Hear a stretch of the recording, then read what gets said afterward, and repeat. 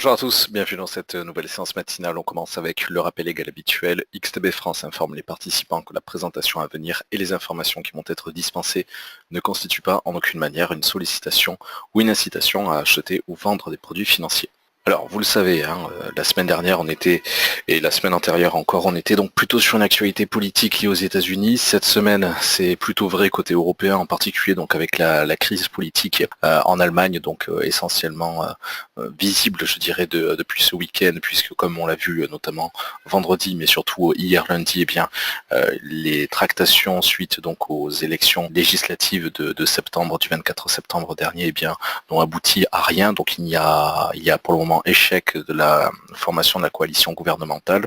Alors pour le moment, c'est vrai qu'il n'y a pas encore d'annonce de nouvelles élections législatives anticipées.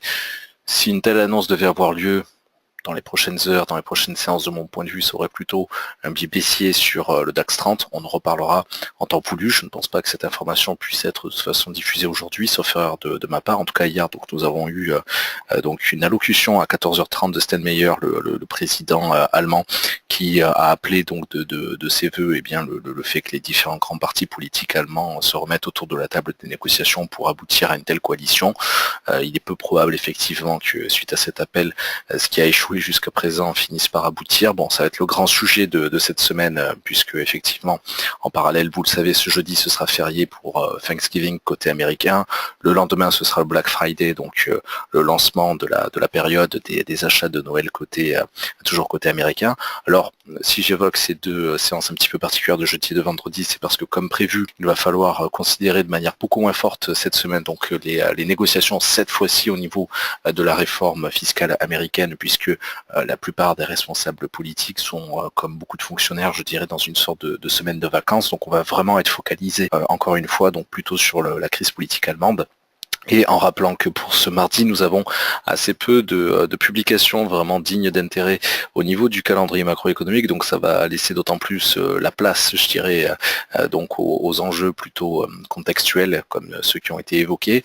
On notera quand même donc deux publications à 16h, les ventes dans l'immobilier américain pour le mois d'octobre, mais surtout à 22h40, comme d'habitude, les traditionnelles estimations concernant les stocks de brut américains, estimations par l'API, et en attendant donc le fameux chiffre de demain 16h30.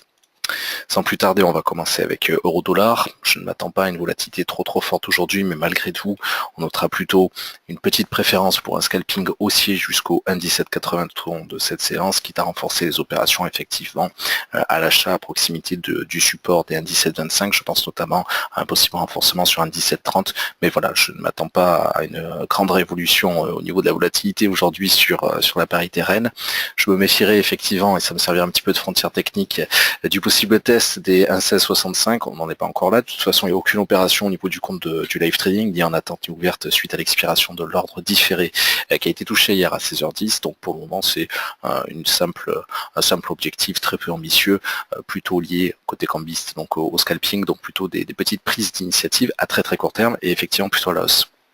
Sur le DAX, alors toujours pareil, on verra un petit peu comment ça batte à partir de 9h, les premiers volumes européens. J'ai quand même une préférence baissière en dessous des 13 100 points comme on l'a vu hier. Ce sera donc, je pense, un simple rappel de ce que l'on a pu voir hier au niveau du live trading avec les clients. Une préférence pour un retour sur les 13 000 points, pour repartir un petit peu dans le contexte que l'on connaissait plutôt donc vendredi et hier matin, lundi. Alors on verra bien, mais si effectivement il fallait casser ce support des 13 000 points, seuls les 12 970 pourraient m'intéresser par extension. Je suis un peu impatient de voir comment ces volumes commenceront à s'abattre à partir de 9h.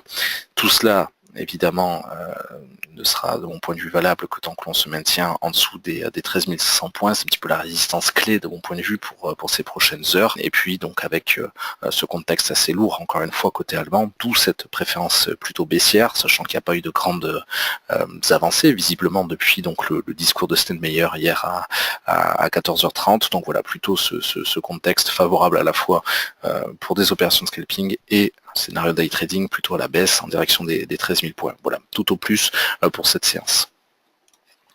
Sur l'or, pas de gros changements. Alors malgré la volatilité quand même assez marquée, il faut le noter, hein, d'hier après-midi, tout au plus les 1278 pourraient m'intéresser, 1278 dollars l'once. Je me contenterai d'un seul objectif ici, quitte à le renforcer sur les 1285, un petit peu en dessous de cette résistance des 1287. Mais voilà, là aussi, pour ce début de semaine, tranquillement, plutôt des objectifs assez conservateurs. Sur le pétrole, ceux à la hausse anticipés donc la semaine dernière, côté WTI, en tout cas à court terme, ont été atteints. Je ne parle pas de ceux de moyen-long terme auxquels je pense régulièrement et que j'évoque au travers des 57,80, 90 côté WTI, des chiffres bruts américains, et aux 64,90, 64,80 côté Brent, mais en tout cas ceux de court terme dans cette trame foncièrement haussière, puisque vous savez qu'à court, moyen ou long terme, je suis aussi sur le pétrole, eh bien, ont été atteints, donc ceux de la semaine passée, les objectifs à court terme. Dorénavant, d'ici, je l'espère en tout cas, 22h40, et surtout donc la publication du département de l'énergie demain à 16h30, eh bien, seul le retour sur les 56,75 à 56,80 pourrait m'intéresser au niveau du léger brut américain, quitte là aussi à renforcer sur 56,10, donc un petit peu au-dessus du support des 55,90 pour cette trame plutôt légèrement haussière, très légèrement haussière sur le pétrole. Sur le CAC, on va retrouver un petit peu le même commentaire que côté allemand, évidemment. À très court terme, seuls les 5320, quitte à renforcer cette opération, cette préférence, en tout cas plutôt baissière sur les 5340 pourrait m'intéresser. Mais là non plus, je n'envisage pas pour le cours de cette séance des objectifs lointains. On notera quand même qu'en cas de rupture de ce support, évidemment, qui aurait ma préférence, ce serait plutôt les 5305 en dessous qui m'intéresserait face au support des 5300, mais là non plus rien de bien exceptionnel. Je crains très honnêtement que l'on manque peut-être un peu de volatilité aujourd'hui, contrairement à hier où c'était un peu plus agité, on verra bien. La résistance clé ici c'est plutôt celle des 5385 s'il fallait faire un parallèle avec les 13100 points côté allemand, ce que l'on vient de voir il y a quelques secondes. Et en parlant de volatilité, vous l'avez bien compris, que ce soit hier ou aujourd'hui, ce sont surtout les séances de jeudi et de vendredi où nous risquons de cruellement en manquer, puisque jeudi, très peu d'opérateurs américains globalement seront au travail puisque ce sera férié. Vendredi, la plupart également feront le pont. Voilà, donc on peut s'attendre à une semaine, on verra bien, mais plutôt faible en termes de volume boursier injecté. Sur USD Yen, alors ici ce serait plutôt une opération différée, une opération conditionnée qui m'intéresserait en cas de rupture des 112,40, donc au travers d'un sell stop, donc une opération de vente avec un prix d'entrée inférieur aux valeurs actuelles, globalement de 112,35 à 112,25, par extension 112,05, mais là aussi ce serait à court terme et quitte à renforcer cette prise d'initiative avec un autre ordre différé, cette fois-ci à ses limites sur 112,75. Alors sur le Bitcoin, donc hier, on a atteint un nouveau record historique puisqu'on a franchi le cap symbolique donc des 8000 dollars l'unité, des 8000 dollars le Bitcoin. On va garder le propos foncièrement haussier, plutôt conservateur à court terme. Donc là aussi, ce sera un ordre différé. Ici un buy stop, une opération d'achat entre 8140 et 8260, mais en se cantonnant donc aux cotations que l'on a déjà testées hier, donc en allant chercher pourquoi pas ce retour sur les plus hauts historiques, quitte à renforcer l'opération donc sur les 5840, donc à proximité des plus bas atteints hier. C'est extrêmement volatile, donc on va garder effectivement les objectifs plutôt court-termistes. Pas vraiment du scalping, plutôt du day trading sur cette crypto-devise, et toujours en gardant donc le propos de ces dernières semaines, c'est-à-dire foncièrement acheteur, mais sur un horizon d'investissement très court-termiste. Voilà. Merci à tous pour votre présence, votre fidélité. On se donne rendez-vous donc à 12h30 et à 15h15 pour les deux séances de live trading de ce mardi 21 novembre. À tout à l'heure.